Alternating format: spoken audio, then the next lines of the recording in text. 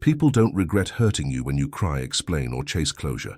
They regret it when you go quiet, and your silence starts changing the room. Because silence isn't weakness, it's a mirror, and when you stop reacting, they're forced to replay every moment they minimized you, used you, or took you for granted. Here's the twist. The most powerful comeback isn't a speech or a perfect text message. It's a set of silent behaviors, rooted in emotional intelligence, that make people feel the consequences without you saying a single word. And the seventh one? It's the one that keeps them wondering what changed, long after you've already moved on. Most people think emotional strength is loud, but real emotional intelligence is quiet. It's control, it's restraint, it's boundaries that don't need explanations. The more you argue with someone who mistreated you, the more you teach them something dangerous, that access to you is unlimited, that they can do damage, then pull you back into chaos with a few words. But the moment you stop feeding the cycle, the entire power dynamic flips, because now they have to sit with what they did, and the silence becomes the consequence. These are 7 silent behaviors that make people regret hurting you, even when you say nothing. Behavior 1. You observe everything but react to nothing. Nothing unsettles a guilty person more than your calm. They expect a reaction because reactions are predictable. Reactions are easy to control. If you explode, they can call you crazy. If you beg, they can call you needy. If you explain, they can twist your words. But when you simply watch, you take away their script. You see the patterns, the timing, the excuses, the little lies that repeat, and you don't interrupt it with emotion.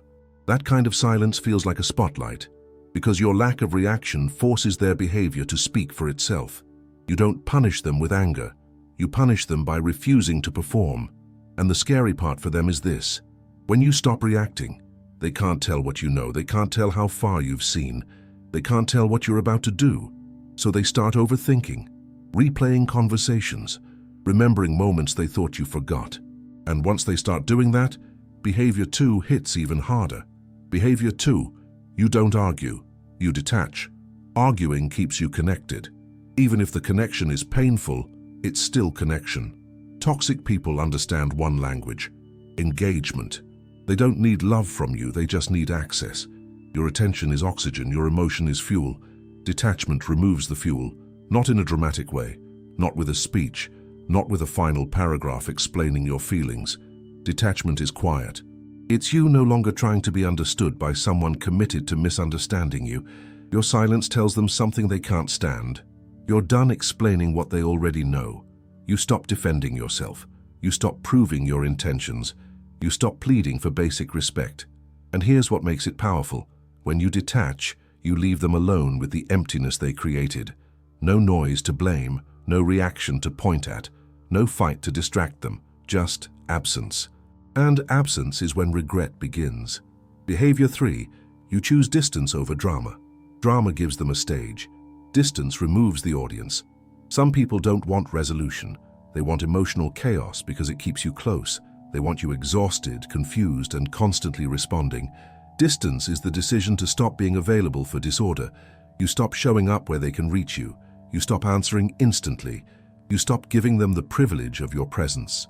And the moment you do that, something interesting happens. They feel the loss before they understand it. Because distance doesn't argue. Distance doesn't negotiate. Distance doesn't explain. Distance simply makes the truth obvious. They no longer have access. Silence plus distance equals a kind of power that can't be debated. They can't manipulate what they can't touch. And when you become untouchable, they start checking for you everywhere. Your name, your social media, old messages, anything to feel like they still exist in your world. But you're already moving into behavior 4. Behavior 4, you stay calm and kind when they expect an explosion. This one is deadly because it breaks their expectations. They're prepared for your anger. They're prepared for your tears. They're even prepared for your revenge. But calm kindness, that confuses them. Because controlled kindness is not weakness. It's evidence of mastery. It says, I'm not ruled by what you did. It says, I don't need to punish you to prove I mattered. It says, I can be respectful without being available. And when you respond with calm, it quietly exposes their instability. It shows the contrast. They wanted you to lose control so they could feel justified. They wanted to point to your reaction and say, "See, that's the problem." But when you stay composed, the focus returns to them, to what they did, to what they ruined. Your calm becomes a mirror that makes their guilt louder than any argument, and that's when they start feeling something they hate: accountability, which leads straight into behavior 5. Behavior 5. You let time do the justice. Revenge is exhausting. It chains you to the person who hurt you. Emotional intelligence understands something deeper. People are often destroyed by what they keep creating. Manipulation creates distrust. Disrespect creates isolation. Cruelty creates consequences. And you don't need to chase them. You don't need to expose them. You don't need to prove anything. You simply stop wasting energy trying to be the teacher in a classroom they never attended. Silence becomes your decision to let life handle the lesson, to let time reveal patterns, to let their choices catch up with them. This doesn't mean you're passive. It means you're precise. You don't fight dirty. You don't fight loudly. You don't fight at all. You walk away and build a life that doesn't include them. And when their actions circle back, you're not even there to witness it. That's what makes it hurt. Behavior 6. You value peace more than being liked. Control only works when you crave approval. As long as you need them to understand you, as long as you need them to validate you, as long as you need them to choose you, they have leverage. But the moment you choose peace over people-pleasing, their leverage disappears. You stop trying to be easy to love. You stop shrinking your boundaries so someone else feels comfortable. You stop negotiating your worth. And this is where they panic, because people who benefited from your lack of boundaries will always call your boundaries cold. They'll say you changed. They'll say you're selfish. They'll say you're distant. But what they really mean is, they can't reach you the way they used to. Peace becomes the boundary that exposes everyone's intentions. The right people respect it. The wrong people fight it. And once you choose peace, you start becoming a person they can't manipulate anymore, which unlocks the final behavior, the one that makes regret stick. Behavior 7. You let them wonder what changed. This is the most powerful form of closure, because mystery forces reflection. When you explain everything, you give them relief. They can argue with your reasons.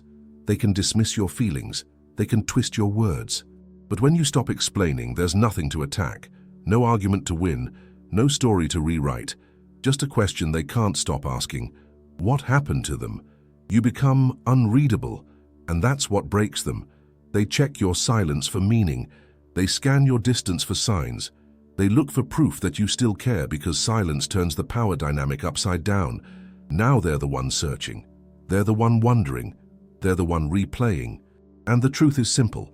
People don't fear being exposed as much as they fear being irrelevant. Ignorance hurts, but silence punishes.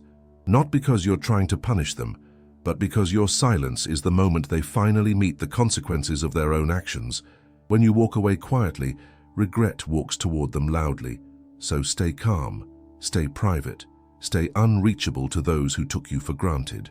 And if this touched your heart, comment your favorite line from this video, just one sentence that hit you the hardest. Then subscribe to Stoic Spring, because your life improves when you build the habit of protecting your inner peace, and you grow into a calmer, more mature version of yourself.